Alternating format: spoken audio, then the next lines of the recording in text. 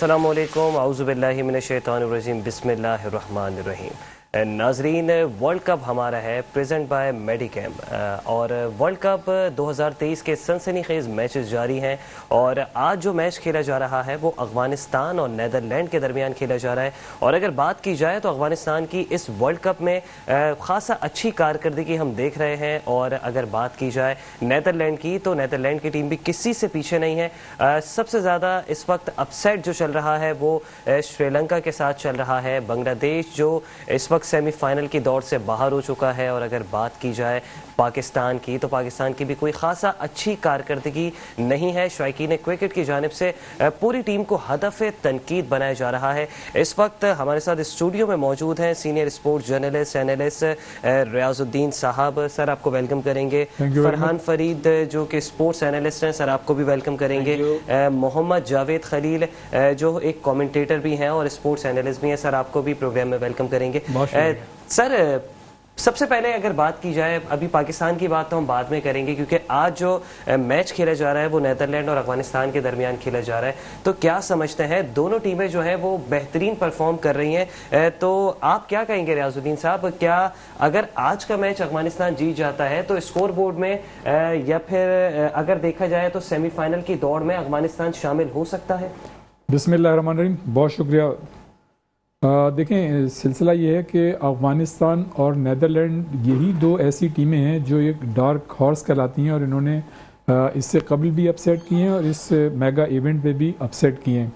अफ़गानिस्तान और नेदरलैंड के दरमियान अब तक जो 9 मैचेस हुए तो 7 मैचेस जो हैं अफ़गानिस्तान ने जीते हैं, 2 मैचेस जो है नेदरलैंड ने जीते हैं। और अभी जो लास्ट एक सीरीज़ हुई थी दोहा में, वो जो थी 3-0 से अफ़गानिस्तान की टीम ने जीती थी। तो अफ़गानिस्तान की टीम की जो परफॉर्मेंस है इस वक्त, जो उनका रिदम है इस वक्त, जो उनका कॉम्बिनेशन है और जिस तरह से वो खेल रहे हैं, वो कतई तौर पे उनकी जो परफॉर्मेंस है एक्स्ट्रा ऑर्डनरी वो रिफ्लेक्ट कर रही है। आज के मैच में भी जिस तरह से उनके स्पिनर्स ने, मोहम्मद नबी ने 3 विकेटें लीं और इसी तरह से नूर जो है अहमद ने, उन्होंने 2 विकेटें ली और बाकी 4 जो हैं रन आउट हुए। तो इससे आप अंदाज़ा लगा सकते हैं कि फील्डिंग का मेयार कितना मतलब आउटस्टैंडिंग है। न सिर्फ अफगानिस्तान की इस मेगा इवेंट में बॉलिंग का मेयार अच्छा है, बैटिंग का मेयार अच्छा है, उसके साथ साथ फील्डिंग का कॉम्बिनेशन भी बड़ा अच्छा है। आप ये देखेंगे नेदरलैंड की टीम की जानिब से साइब्रेंट जो हैं उन्होंने 58 रन किए हैं और मैक्स जो है उन्होंने 42, मेरे ख्याल से, I am not sure but maybe I think I am right, कि 42 रन उन्होंने किए हैं। बाकी कोई भी जो उनका बैट्समैन है, वो एक और प्लेयर है उसने 29 किए हैं, बाकी कोई प्लेयर जो है रन नहीं बना सके। बल्कि अगर आप ये देखें तो यही नेदरलैंड की टीम थी जिसने इसी टूर्नामेंट में बेहतरीन परफॉर्मेंसेज भी दी थी और इससे कबल भी दी थी। और मुझे अच्छी तरह याद है कि लास्ट ईयर एक सीरीज़ हुई थी पाकिस्तान और नेदरलैंड के दरमियान, जो नेदरलैंड में हुई थी। इत्तेफाक से बहसीत जर्नलिस्ट मैंने उस सीरीज़ को कवर किया था, वो वहाँ पे हुई थी अपने रॉटरडैम में हुई थी, हॉलैंड में। तो उसमें 3 मैचेस हुए थे और तीनों मैचेस गो के पाकिस्तान की टीम ने जीते थे, लेकिन 2 मैचेस जो थे पाकिस्तान ने बहुत ही मुश्किल से जीते थे, बल्कि एक मैच तो बहुत ही क्लोज मार्जिन से जीता था। तो इसका मतलब ये कि नेदरलैंड की टीम बुरी टीम नहीं थी और शुरू के मैचेस में यहाँ पे वर्ल्ड कप में भी उसने अच्छी बेहतरीन परफॉर्मेंस दी, लेकिन उसके बाद जिस तरह से अफगानिस्तान ने मतलब बाउंस बैक किया है टीमों के खिलाफ, तो उनकी परफॉर्मेंस अच्छी है। और आज को जो ये मैच हो रहा है, मैं ये समझता हूँ कि काफ़ी कंफर्टेबल पोजीशन में अफगानिस्तान की टीम और ज़्यादा मुश्किल नहीं होगी उनको इस मैच को जीतने के लिए। जिस तरह से उनका कॉम्बिनेशन है, रिदम है, उनकी जो है मतलब प्रोफेशनल अप्रोच है, जिस तरह से उनका एग्रेशन है, जिस तरह से अटैकिंग वो क्रिकेट खेल रहे हैं, मैं ये समझता हूँ कि आज के मैच में अफगानिस्तान के इम्कान जो जीतने के वो निस्बतन ज़्यादा है। जावेद खलील साहब, आपकी जानिब आऊँगा। आप बताइएगा कि अफगानिस्तान की टीम इस मरतबा बहुत ज़बरदस्त और आउट क्लास परफॉर्म कर रही है और जितनी तारीफ़ की जाए कम है, क्योंकि ये स्पोर्ट्समैन स्पिरिट होता है और शायकीन क्रिकेट जो है उनको परफॉर्मेंस से प्यार है। अपने कंट्रीज़ की टीम्स वगैरह वो एक अलग मामला हो जाता है, लेकिन खालिसतन अगर प्लेयर्स की परफॉर्मेंस की बात की जाए तो अफगानिस्तान की कारकर्दगी को आप किस नज़र से देख रहे हैं और कौन से ऐसे जो उनके बल्लेबाज और बॉलर्स हैं जो इस वक्त पिलर साबित हो रहे हैं टीम के लिए? बिस्मिल्लाहिर्रहमानिर्रहीम, बहुत शुक्रिया उसामा। जिस तरह आपने अफ़गानिस्तान की टीम की कारकर्दगी की बात की है, तो मैं ये समझता हूँ कि अफ़गानिस्तान की टीम इस टूर्नामेंट में जब आई थी तो मेरे ख्याल में इतनी मैच्योर दिखाई नहीं दे रही थी और वो जिस किस्म की बैटिंग का मुजाहरा कर रहे थे, उनके बैट्समैन जल्दी में हर वक्त दिखाई दे रहे थे, उस किस्म की बैटिंग से उनको नुकसान हो रहा था। वो शुरू में मैचेस हारे लेकिन फिर शायद उनके कोचेज़ ने वो काम किया कि उन्होंने शायद जो है विराट कोहली की उनको इनिंग्स दिखाई कि किस तरीके से इनिंग को बिल्ड किया जाता है, किस तरह से जो है एक मैच में जो है वो चेस कैसे करना है वो सिखाया गया उन्हें, और उसका नतीजा जो है फिर नज़र आया हमें इंग्लैंड के मैच में और दीगर मैचेस के अंदर, खुसूसन पाकिस्तान के साथ जो मैच हुआ उसके अंदर भी जो है पाकिस्तान को शिकस्त हुई। वहाँ पाकिस्तानियों के दिल बड़े अफसरदा रहे। लेकिन यहाँ बात की जाए उनके बॉलर्स की, तो उनके बॉलर्स ने भी जो है बहुत ज़्यादा पेचीदियाँ जो है पैदा की खिलाड़ियों के लिए, उनको संभल के नहीं खेलने दिया, इसलिए उन्हें वो टोटल फराहम नहीं हुआ था पाकिस्तान की टीम को भी जो कि करना चाहिए था। कम से कम अफगानिस्तान के खिलाफ खेलते हुए पाकिस्तान को 350 रन करने चाहिए थे, जो उन्होंने रन कम किए थे। तो उसी दिन मैंने कहा था कि ये रन चेज़ हो सकते हैं। अब सेंसिबिलिटी उनकी इतनी है कि वो उनके कोचेज़ जो है वो काम कर रहे हैं, और हमारे कोचेज़ जो वो काम करते हुए दिखाई नहीं दे रहे, वो खिलाड़ी वो परफॉर्मेंस नहीं दे रहे हैं पाकिस्तान के, जिसकी वजह से उन्हें हदफ तनकीद बनाया जा रहा है। अफगानिस्तान की टीम ने जो इस टूर्नामेंट में अपने आप को मैच्योर किया है और तीनों शोबों में जो है सामने वाली टीमों को आउट क्लास कर रही हैं। वो यही वजह है कि आज नीदरलैंड भी जो है मुश्किलात का शिकार है, और मैं समझता हूँ कि बासानी आज अफगानिस्तान की टीम जो है ये मैच जीत जाएगी। अच्छा, फरहान फरीद साहब, आपसे जानना चाहूँगा कि आज जो लखनऊ में मैच खेला जा रहा है नीदरलैंड वर्सेस अफगानिस्तान, तो नीदरलैंड के कप्तान जो हैं स्कॉट एडवर्ड्स, उनकी जानिब से पहले बैटिंग करने का जो फैसला किया गया है, तो उसको आप किस नज़र से देख रहे हैं? क्या उनके लिए सूदमंद साबित नहीं हो सका? शुक्रिया उसामा, आपको बहुत बहुत मुबारक। माशाल्लाह कल आपको इनसाइड स्टोरी में देखा, इससे पहले न्यूज़ कास्ट में देखा, और thank you so much. Sports show में आहिस्ता आहिस्ता माशाल्लाह आप तरक्की करते जा रहे हैं, मल्टीपल काम कर रहे हैं। Thank you. देखिए, टॉस जीत के बैटिंग देने का फैसला इसलिए भी ज़्यादा अच्छा था कि क्योंकि अफगानिस्तान की जो बॉलिंग है वो दुनिया की बेहतरीन स्पिन बॉलिंग लाइनअप है, जिनके पास जो है वो आपने राशिद खान जैसा लेग स्पिनर पूरी दुनिया में नहीं है, और मुजीबुल्लाह नई गेंद से गेंद करने वाले बेहतरीन बॉलर हैं, और उसके बाद नबी और अब नूर की सूरत में यंगस्टर चाइना मैन भी आ गया। तो 4 ऐसे स्पिनर जो होते हुए आप टारगेट चेस करने का मेरे ख्याल से एक अच्छा फैसला था कि पहले बैटिंग करके कुछ ऐसा स्कोर बोर्ड पर सजाएंगे। उनकी फील्डिंग अच्छी है, और जो मैच जीता है इन्होंने साउथ अफ्रीका से, वो भी जो है वो पहले बैटिंग करके एक अच्छा टोटल दे के साउथ अफ्रीका को फिर उन्हें आउट किया था। और अफगानिस्तान की बात करें तो अफगानिस्तान ने इस वर्ल्ड कप में वाकई में 3 दफ़ा की वर्ल्ड चैंपियंस को हराया है। पाकिस्तान को उन्होंने हराया, 92 की चैंपियन, श्रीलंका को हराया उन्होंने 96 की चैंपियन, इंग्लैंड को हराया 2019 की चैंपियन। तो 3 वर्ल्ड चैंपियनों को हरा के आज चौथा मैच जीतने जा रहे हैं। अगर आज मैच जीतने में कामयाब हो गए, जो कि लग रहा है कि निस्बतन आसान है, तो स्कोर बोर्ड के ऊपर, पॉइंट्स टेबल के ऊपर इनकी पॉइंट्स की तादाद 8 हो जाएगी और 5वें नंबर पर आ जाएंगे। लेकिन एक बुरी खबर यह है कि उनकी जो आखिरी जो 2 मैच हैं, एक साउथ अफ्रीका से है और एक मैच ऑस्ट्रेलिया से है, तो कि बहुत ही मुश्किल है कि ऑस्ट्रेलिया भी कोशिश करेगा पॉइंट्स टेबल पे जो है वो दूसरे या तीसरे नंबर पे आए, और साउथ अफ्रीका की कोशिश भी होगी कि वो दूसरे नंबर पे आए। तो वो 2 मैच, लेकिन इसको ये नहीं कह सकते कि साउथ अफ्रीका या ऑस्ट्रेलिया अफगानिस्तान से हार नहीं सकते, और अगर ऐसा हो गया तो फिर पाकिस्तान और न्यूजीलैंड के लिए बहुत मुश्किल हो जाएगा, क्योंकि न्यूजीलैंड भी अगर दोनों मैच से पाकिस्तान से हार जाती है, श्रीलंका से जीतती है, 10 पॉइंट हो जाएंगे। पाकिस्तान भी अगर ये मैच दोनों मैच जीत जाती है न्यूजीलैंड से, इंग्लैंड और इंग्लैंड दोनों से, तो उसके भी 10 पॉइंट हो जाएंगे। फिर यहाँ साउथ अगर ये एक मैच जीतने में कामयाब हुई अफगानिस्तान आखिर, तो इनके भी 10 पॉइंट हो जाएंगे, तो 3 टीमें 10 पॉइंट्स पे खड़ी हो जाएंगी, और यहाँ पर भी रन रेट सामने आएगा। तो कहते हैं कि रन रेट जो है वो शुरू से लेकर चलना चाहिए था। पाकिस्तान ने बांग्लादेश के खिलाफ एक मौका खो दिया जहां पर वो अपना रन रेट प्लेस में कर सकते थे अगर 25 ओवर या 28 ओवर तक चेस कर जाते। इस वक्त हमें स्टूडियो में ज्वाइन किया है सैयद मुनीर अली कादरी साहब ने। सीनियर स्पोर्ट्स ऑर्गेनाइज़र हैं और क्रिकेट एनालिस्ट हैं और वसी तजुर्बा रखते हैं।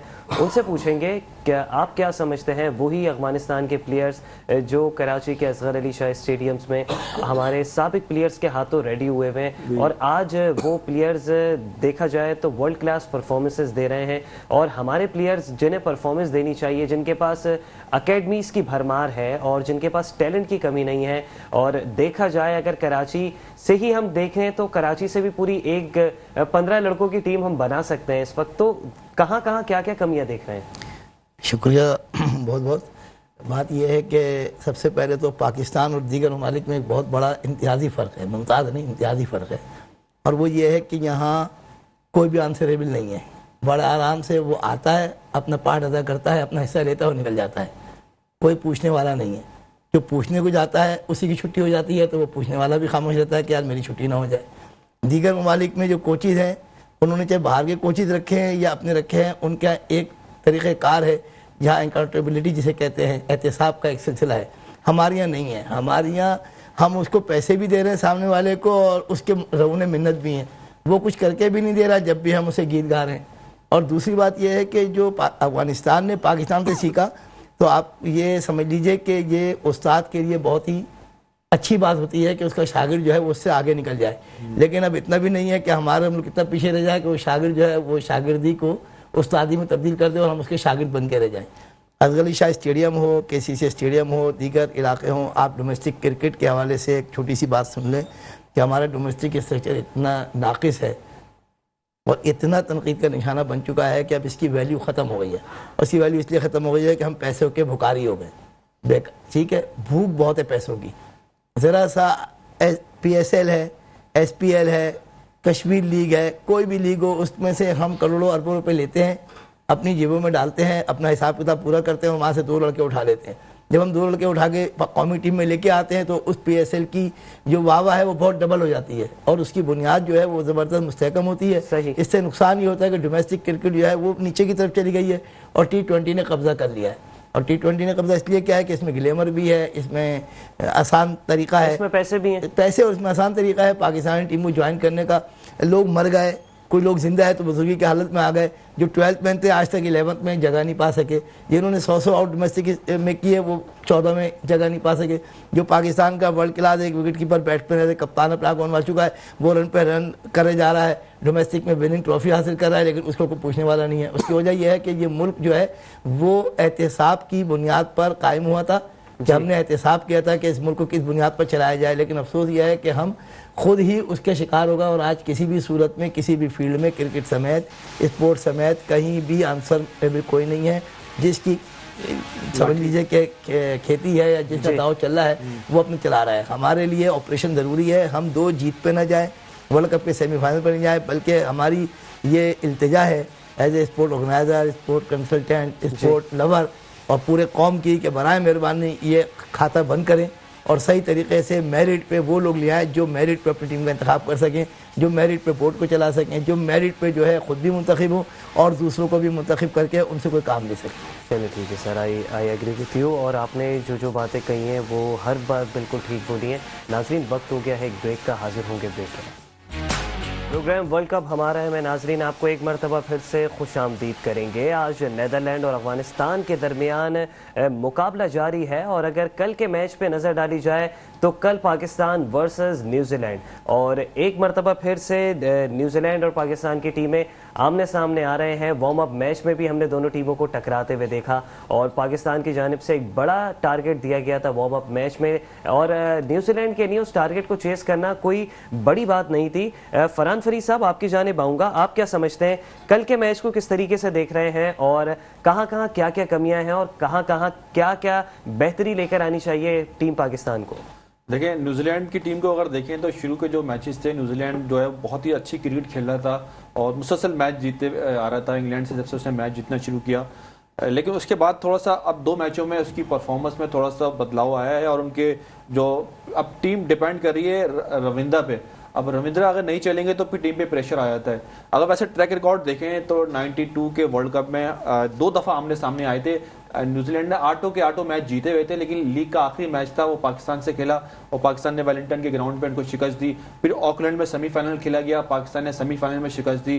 फिर 96 के अंदर 2 मैचेस खेले गए, दोनों मैचों में पाकिस्तान ने उनको शिकस्त दी।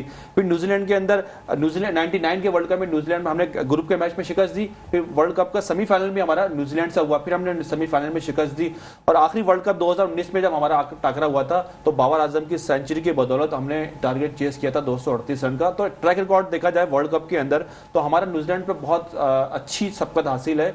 लेकिन आज की अगर परफॉर्मेंस देखें तो न्यूजीलैंड की टीम में 4 खिलाड़ी अनफिट हो चुके हैं, जो कि एक अच्छा शगुन नहीं है। पाकिस्तान के लिए देखा जाए तो अच्छा है, इनके जमीन अशम भी अनफिट हुए हैं, हेनरी भी अनफिट हो चुके हैं, तो बॉलिंग लाइन इनकी जो है वो कमजोर होती हुई नजर आ रही है। 1-2 खिलाड़ी इन्होंने रिप्लेस भी किए हैं। और इस मैच पर अगर नजर डालें तो बारिश फोरकास्ट भी काफी असर डालेगी कि 70% जो है बारिश का वो भी है फोरकास्ट है। पाकिस्तान के लिए रन रेट को भी बेहतर करना है, मतलब पाकिस्तान के लिए इस मैच में सब कुछ है। वर्ल्ड कप में अगर जिंदा रहना है पाकिस्तान को 11 नवंबर के मैच तक के लिए तो कल कामयाबी जरूर हासिल करनी है। बाकी रियाज भाई इस पे तफसील से एक नज़र डालेंगे। रियाज भाई की नज़र जो है काफ़ी गहरी है, वर्ल्ड कप 2019 कवर कर चुके हैं, 2017 की चैंपियन ट्रॉफी कवर कर चुके हैं और करीब से देखा है न्यूजीलैंड की टीम को। रियाज भाई, आप क्या समझते हैं कौन कौन से खिलाड़ी ऐसे हैं जिन्हें कल प्लेइंग 11 का हिस्सा होना चाहिए और कौन कौन से खिलाड़ियों को कल के मैच में ड्रॉप करना चाहिए माजी की परफॉर्मेंस देखते हुए? देखें, इससे तो कोई फर्क नहीं पड़ता कि कौन से खिलाड़ी हम चेंज करेंगे और कौन से खेलेंगे, इसलिए कि 14 खिलाड़ी हैं और कमोबेश वो सबको खेल चुके हैं और सबकी परफॉर्मेंसेस हमारे इब्रार नहीं खेला, जमान नहीं खेला। हाँ, वो तो अगर कोई अनफिट होगा तो आएंगे, वो तो बहुत ज़्यादा कोई अनफिट होगा तो बाकायदा उसकी एक परमिशन लेनी पड़ेगी आईसीसी, उसके बावजूद एक अलग मतलब तरीकाकार है, उसके तहत आएंगे। लेकिन अगर दोनों टीमों का कंपैरिजन करें आप तो 115 मैचेस दोनों टीमों ने अभी तक ओडीआई खेले हैं, उसमें से पाकिस्तान ने 60 जीते हैं जबकि न्यूजीलैंड ने 51 मैचेस जीते हैं। अगर आप वर्ल्ड कप की बात करें 9 मैचेस हुए हैं, पाकिस्तान ने 7 जीते हैं और न्यूजीलैंड ने 2 मैचेस जीते हैं। और अगर आप दोनों टीमों के वर्ल्ड कप के मतलब रन्स का मवाजना करें तो न्यूजीलैंड ने का स्कोर पाकिस्तान के खिलाफ हाईएस्ट है 302 और कम से कम जो है पाकिस्तान के खिलाफ उनका 166 है। पाकिस्तान का जो स्कोर है वो है 281 हाईएस्ट न्यूजीलैंड के खिलाफ वर्ल्ड कप में और कम से कम स्कोर जो है 167 है। लेकिन देखें टीमें जो है ना रिकॉर्ड पे या स्टैटिस्टिक उस हद तक होती है जब तक आप मैच वाले दिन ग्राउंड में जा रहे हैं तो वो थोड़ा सा आपको एक एतमाद देती है कि जी ठीक है आपने ये एक परफॉर्मेंस है। लेकिन असल चीज़ तो वो होती है कि मैच वाले रोज़ कितना आप प्रेशर लेते हैं और कितनी चीज़ों को बेहतर तरीके से एग्जीक्यूट करने की ग्राउंड में कोशिश करते हैं। आपको कॉम्बिनेशन बेहतर बनाना पड़ेगा, आपकी प्रोफेशनल अप्रोच आपकी शो करनी पड़ेगी, एग्रेशन शो करना पड़ेगा, अटैकिंग क्रिकेट खेलनी पड़ेगी, स्मार्ट क्रिकेट खेलनी पड़ेगी। और मैं ये समझता हूँ कि आजकल पाकिस्तान क्रिकेट बोर्ड के जो हालात हैं और जो 7 महीने में हमारे 3 मतलब चेयरमैन चेंज हो चुके हैं और अब आप देखें कल 4 नवंबर है, नजम सेठी साहब ने भी इंतखाबात नहीं कराए, जका अशरफ साहब थे, इनकी आज डेट खत्म हो रही है, कल 4 नवंबर ड्यू होगा। शाहिद आफरीदी जो हैं वो प्रेसिडेंट से मिल चुके हैं कि वो मतलब ये तो पता नहीं कि उनको ऑफर की गई है नए चेयरमैन के लिए मैनेजमेंट कमेटी के पीसीबी के, लेकिन उनकी मुलाकात हुई है। वैसे मुमकिन है ऐसा कि हो सकता है कि शाहिद अफरीदी साहब पीसीबी के चेयरमैन आ जाए? देखिए मैं ये समझता हूँ कि देखें शाहिद अफरीदी यहाँ तो देखें कोई भी बन सकता है, इस हमारे इस प्यारे वतन में किसी भी वक्त कोई भी चीज़ हो सकती है और इसमें कोई शक नहीं है कि मतलब शाहिद आफरीदी की कैपेबिलिटी है, उनकी कैपेसिटी भी है इंटरनेशनल क्रिकेट की जितनी उनको सूझबूझ है, जाहिर है वो मतलब अगर एक चीज़ जिम्मेदारी होगी तो वो संभाल लेंगे, मतलब वो संभाल तो सकते हैं। लेकिन मैं बात ये कर रहा हूँ कि हमारे यहाँ मामलात और हालात ऐसे हैं कि कुछ पता नहीं कि हमारे यहाँ एडॉक लग जाएगी या यही कंटिन्यू करेंगे। लेकिन कल का मैच जो है पाकिस्तान का वो डू और डाई वाली सिचुएशन है और आप ये देखें कि इसी दौरान जो पाकिस्तान की टीम की परफॉर्मेंस खराब हुई है उसकी बुनियादी वजह ये रही है कि इंज़मामुल हक जो हमारी सिलेक्शन कमेटी के चेयरमैन थे उन्होंने बाज़ वजूहात की वजह से इस्तीफ़ा दे दिया और जनाब वो कॉन्फ्लिक्ट ऑफ इंटरेस्ट मतलब हमें यहाँ पे देखने में आया कि एक है याजू इंटरनेशनल और एक है साया कॉरपोरेशन जो 2020 में जब कोविड का ज़माना था तो ये इंग्लैंड में उस वक्त ही रजिस्टर्ड हुई थी और हमारे जो है इंज़मामुल हक रिजवान ये उसके एक्टिव डायरेक्टर हैं और इंज़मामुल हक के छोटे भाई इंतिसामुल हक वो जो है इसके कॉर्पोरेशन के सेक्रेटरी हैं। अगर तो ये बात की जाए इंजमाम की तो इंजमाम तो तरदीद कर चुके बोल रहे हैं कि साया से तो मेरा कोई दूर दूर तक ताल्लुक नहीं। अगर आप वेबसाइट पे जाएं तो साया और याजू में वो एक्टिव डायरेक्टर हैं। कहने का मकसद ये है कि देखें ये कॉन्फ्लिक्ट ऑफ इंटरेस्ट है इसलिए कि आप सिलेक्शन कमेटी के चेयरमैन हैं और मतलब किसी का एजेंट होना कोई बुरी बात नहीं है, लेकिन अगर किसी कंपनी में या कॉर्पोरेशन में इंटरनेशनल अगर आप वहाँ पे एक ओहदा ले रहे हैं, फिर रिजवान जो बहुत ही अच्छे बैटर भी हैं, वैसे एज ए पर्सन भी इज़ वेरी नाइस गाय, तो उसके बावजूद वो भी वहाँ पे एक्टिव डायरेक्टर हैं। तो मैं ये समझता हूँ ये कॉन्फ्लिक्ट ऑफ इंटरेस्ट है। और आपने ये देखा कि मतलब पिछले दिनों जब ये सेंट्रल कॉन्ट्रैक्ट मतलब खिलाड़ियों का हो रहा था इंडिया जाने से पहले, तो इंज़मामुल हक बाबर आजम को जका अशरफ के घर लेके गए थे और जो कॉर्पोरेशन है जो ये मतलब सारा कर रही है, हमारी टीम के कॉन्ग्रेस 8 प्लेयर हैं जो तला रहमानी साहब हैं जो इसको मतलब वो सीईओ भी हैं, याजू के सीईओ हैं और बाकायदा जो कॉर्पोरेशन है साया उसके जो हैं वो डायरेक्टर हैं। तो मतलब ये वो कहते हैं जी हमारे 8 खिलाड़ी हैं, तो उसी तरह पाकिस्तान के 8 खिलाड़ी इसमें आए। की गुफ्तगू का सिलसिला यहीं से एक मरतबा फिर से जोड़ेंगे, वक्त हो गया है ब्रेक का और हाजिर होते हैं एक छोटे से ब्रेक के बाद। नाज़रीन welcome back after a short break. बात हो रही थी साया कॉरपोरेशन की और रियाजुद्दीन साहब से हमारी गुफ्तगू का सिलसिला जारी था। आपकी जानिब एक बार फिर से आएंगे। सर बताइएगा, बात कंप्लीट कीजिएगा, बात अधूरी रह गई थी। मैं ये कह रहा था कि याजू इंटरनेशनल और साया कॉरपोरेशन, तला रहमानी साहब जो हैं, एक के तो CEO हैं और एक के डायरेक्टर हैं। ठीक है, मतलब लड़के जो है कोई ना कोई एजेंट तो लेते हैं, कोई ऐसा मसला नहीं है, लेकिन जो अलार्मिंग से है मामला वो ये है कि हमारे जो सिलेक्शन कमेटी के साबिक चेयरमैन इंज़मामुल हक और विकेट कीपर हमारे बैट्समैन मोहम्मद रिजवान वो उसके एक्टिव डायरेक्टर हैं। तो ये कॉन्फ्लिक्ट ऑफ इंटरेस्ट है। मतलब अगर आप एक टीम, मतलब बोर्ड में या टीम में आपका मतलब खेल रहे हैं और फिर किसी कॉरपोरेशन में भी अगर आप एक ओहदा ले रहे हैं तो समथिंग मतलब ये कि ये अच्छी चीज़ नहीं है। It means there is something black in the bottom. तो हमारे 8 जो खिलाड़ी हैं कमोबेश वो इन कॉरपोरेशन से जुड़े हुए हैं और उसको वो लीड करते हैं तला रहमानी साहब। तो कहने का मकसद ये है कि देखें कोई भी एजेंट किसी भी खिलाड़ी, कोई खिलाड़ियों को रखने की परमिशन है, एजेंट रखें, लेकिन वो खिलाड़ी या बोर्ड का जो यहाँ पे ओहदेदार है उसको उस कॉरपोरेशन में नहीं होना चाहिए। और आप ये देख 2 खिलाड़ी जैसे 8 खिलाड़ी कभी 8 खिलाड़ी, और आप ये देखेंगे जब कॉर्पोरेशन के मेंबर हो सकते हैं लेकिन उसकी गवर्निंग बॉडी में या फिर हायर अथॉरिटीज में नहीं हो सकते। तो कहने का मकसद ये है कि जब ये हमारी टीम जो थी वर्ल्ड कप के लिए जा रही थी और हमारा टीम का कॉन्ट्रैक्ट जो है वो जून में ख़त्म हो गया था, 4-5 महीने हो गए, उनको सेंट्रल कॉन्ट्रैक्ट दे देना चाहिए था। ये खिलाड़ियों के साथ ज्यादती है, लेकिन उनको ना सिर्फ कॉन्ट्रैक्ट नहीं दिया गया बल्कि उनको पेपर भी नहीं दिया गया। जो 8-10 पेपर होते हैं, बड़ा मुश्किल होता है उसको पढ़ना। तो खिलाड़ी ये कहते हैं कि जी हमें टाइम तो दें इसको पढ़ने का। इसलिए कि देखें खिलाड़ी दुनिया भर की लीग में एक दूसरे से इंटरएक्ट होता है उनका, और मतलब एक दूसरे की चीज़ों को समझते हैं, वो जानते हैं। तो अब हमारे खिलाड़ी भी इतने बाशऊर हो गए हैं, वो ये कहते हैं जब आप सेंट्रल कॉन्ट्रैक्ट साइन करवाएं तो उसमें जो है हमारी फलाह बहबूद का ख्याल रखा जाए, एजुकेशन का हो, उसमें जो है हमारे मेडिकल की तमाम चीज़ें हों। इसलिए अगर एक खिलाड़ी किसी वक्त अनफिट हो जाता है और उसकी क्रिकेट ख़त्म हो जाती है तो देन वो फिर क्या करेगा, वो तो कुछ भी नहीं कर सकता। लेकिन मसला यहाँ पे ये है कि हमारे बोर्ड में जो इस तरह के मामला चलते रहते हैं उससे मतलब हमारी टीम की खिलाड़ियों की परफॉर्मेंस ख़राब होती है और फिर इस तरह की चीज़ें आनी नहीं चाहिए। जैसे अभी बात हो रही थी वक्फे में कि जो एक टीवी चैनल को ज़का अशरफ साहब ने इंटरव्यू दिया और फिर हमारे राशिद लतीफ़ जो साबिक कप्तान हैं और विकेट कीपर हैं, वो उनका माहिदा तो ज़ाहिर है PTV से बहुत ज़्यादा बोल नहीं सकते, लेकिन उन्होंने ये कहा कि बाबर आजम ने फ़ोन किया था ज़का अशरफ को, जो उन्होंने रिस्पॉन्ड नहीं किया। तो ज़का अशरफ साहब ने जो CEO हैं PCB के, उनसे एक मतलब उनको मतलब कहा कि आप जो है बाबर आजम से कहें, चैट करें कि क्या आपने ज़का अशरफ को फ़ोन किया था। तो 5:19 पे वो टेक्स्ट करते हैं और 5:19 पे ही बाबर आजम उधर से कहते हैं कि नो। तो इसका मतलब बाबर आजम से जो आप कहेंगे प्री प्लान था, जो आप कहेंगे वो तो उसे कहना पड़ेगा, इसलिए कि अभी सेंट्रल कॉन्ट्रैक्ट पे भी साइन नहीं हुए हैं और भी सारी चीज़ें। तो मतलब ये इस तरह के मामला हैं कि उससे मतलब होने नहीं चाहिए। ठीक है, फिर उसामा अब 2025 में चैंपियंस ट्रॉफी आ रही है, हमें चाहिए कि हम अपनी चीज़ों को स्ट्रीमलाइन करें और इन चीज़ों को बेहतर करें। दुनिया में हमारा एक अच्छा मतलब एक इमेज जाए, एक सॉफ्ट इमेज जाए, ताकि हमारी चैंपियंस ट्रॉफी जो एशिया कप तो हम नहीं करा सके, हाइब्रिड मॉडल पे चली गई, लेकिन कम से कम चैंपियंस ट्रॉफी जो है वो हम अपनी चीज़ों को सही करें ताकि चैंपियंस ट्रॉफी यहाँ हो सके। जावेद साहब, आप क्या कहेंगे कल होने वाले मैच के बारे में? पाकिस्तान बमुकाबला न्यूजीलैंड, कल एक बड़ा मैच होने जा रहा है और सबकी नजरें उसी जानिब है, आपके लिए भी बहुत तवज्जो का हामिल है। आप क्या कहेंगे कल क्या बेहतरियां होनी चाहिए टीम में और कौन से रिजर्व खिलाड़ियों को कल खेलने का मौका देना चाहिए और कल क्या कॉम्बिनेशन होना चाहिए, बॉलिंग कॉम्बिनेशन, बैटिंग कॉम्बिनेशन, किस तरीके से देख रहे हैं तमाम तर चीजें? देखिए उसामा, कल का मैच जो है वो पाकिस्तान के लिए तो इंतहाई अहमियत का हामिल है। अगर जीतेंगे तो इसमें टूर्नामेंट में भी रहेंगे और आगे जो है क्या कहते हैं कि सेमीफाइनल की दौड़ में शामिल रहेंगे। लेकिन कल न्यूजीलैंड का जो मैच है पाकिस्तान के साथ, उसमें बहुत ज़्यादा बारिश के चांसेस है, तकरीबन 75% जो है बारिश की पेशन गोई हुई है। अगर ऐसा हो गया तो दोनों टीमों को 1-1 पॉइंट मिल जाएगा।